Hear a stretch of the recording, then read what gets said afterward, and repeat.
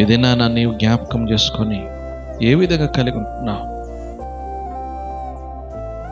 దేవుని మూలంగా పుట్టిన ప్రతి వ్యక్తి, దేవుని మూలంగా పుట్టిన వ్యక్తి ఏం చేస్తాడంటే ఆయన ఏ విధంగా జీవిస్తాడు? దేవుని మూలంగా పుట్టిన వ్యక్తి. అందుకనగా ఆయన బీజము ఆయనలో నిలుచున్నది.